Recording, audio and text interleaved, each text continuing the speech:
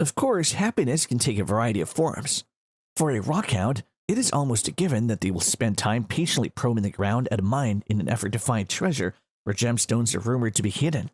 And that's as good as it gets when the hand rake or other digging tool unearths something smooth and glistening in the mud. So to learn everything there is to know, stay tuned until the very end. Quartz, the state mineral of Arkansas, is found there as well. The Quartz Belt, a roughly 30-mile swath stretching west from Hot Springs to Pencil Bluff in the rugged Ouachita Mountains, is home to an apparently endless supply of the six-sided crystals, many of which are tap water clear and frequently appear as clusters. The crystals become smaller as the belt moves westward toward the end of the massive deposit, much of which is now under Lake Ouachita, a 40,000-acre recreation lake created in the 1950s. Depending on their size, clarity, complexity, and condition, the Arkansas quartz crystals, especially the large clusters, can be quite valuable. Therefore, it is not surprising that there are many commercial mines nearby. The uncommon clusters may have been discovered by commercial miners using the large earth-moving machinery required to expose new material. But this is not to say that people who dug for fun won't come across some amazing things. On a trip to the National State 30 years ago, we learned about mining your own Arkansas quartz and were directed to Wegner Crystal Mines, 5 miles south of Mount Ida. The owner of the 40-acre Phantom Mine and the 40-acre Crystal Forest Mine, Richard Wegner, claims that he originally moved here from Chicago decades ago to escape winter and grow vegetables. But that first year, he was intrigued when he came across a quartz crystal while he was cultivating his land. He found the mother lodes with the assistance of a neighbor who was knowledgeable about the area's hidden treasure, and in 1981, he opened the mines to the public.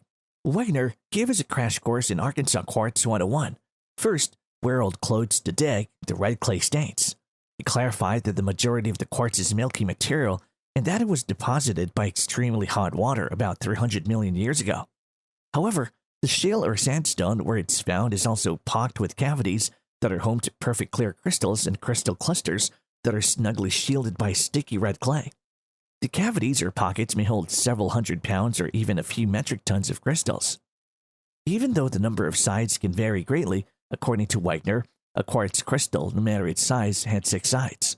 Even if one side is so small that it's hardly noticeable, you can be certain that it exists. He talks about the unusual specimens that occasionally come out of his Phantom Mine. While clear quartz is the most common crystal type, occasionally a ghostly gray-purple manganese crystal will be discovered. This crystal will resemble the surrounding crystal but be smaller. The mine's display room is definitely worth a visit.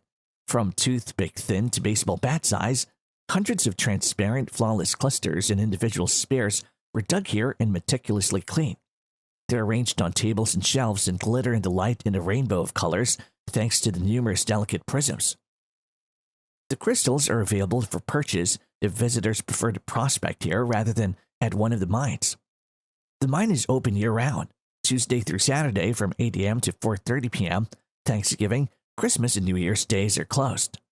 Wegner provides transportation to and from the mine. There are 2-hour digging tours available for $18 each for people ages 6 and up.